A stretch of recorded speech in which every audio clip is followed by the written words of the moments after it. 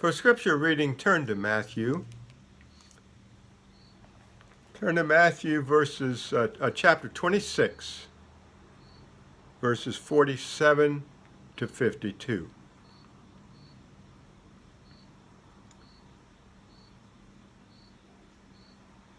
While Jesus was still speaking, behold, Judas, one of the 12, came up accompanied by a large crowd with swords and clubs, who came from the chief priests and elders of the people.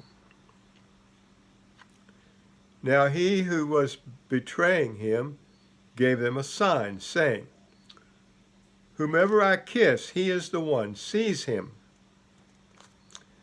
Immediately Judas went to Jesus and said, "Hail, Rabbi," and kissed him.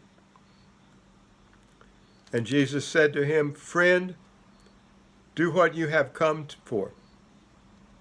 Then they came and laid hands on Jesus and seized him. And behold, one of those who were with Jesus reached and drew out his sword and struck the slave of the high priest and cut off his ear.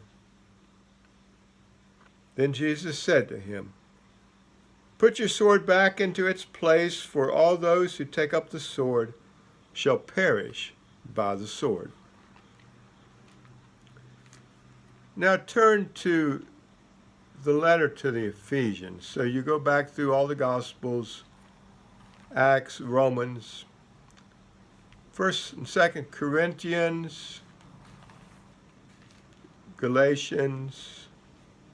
You come to Ephesians. We'll see here why the sword was not helpful. Looking at Ephesians chapter 4, beginning with verse 25.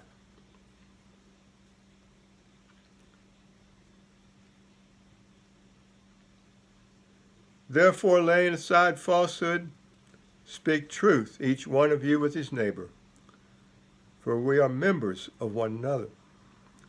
Be angry and yet do not sin. Do not let the sun go down on your anger, and do not give the devil an opportunity.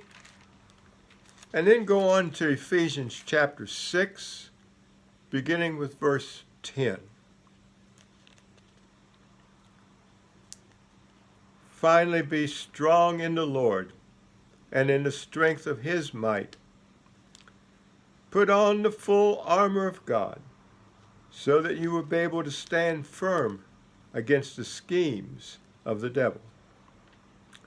For our struggle is not against flesh and blood, but against the rulers, against the powers, against the world forces of this darkness, against the spiritual forces of wickedness in the heavenly places. Therefore, take up the full armor of God, so you will be able to resist in the evil day, and having done everything, to stand firm. You might want to go ahead and read about the armor there, the rest of those verses. But for now, may God bless the reading of his word.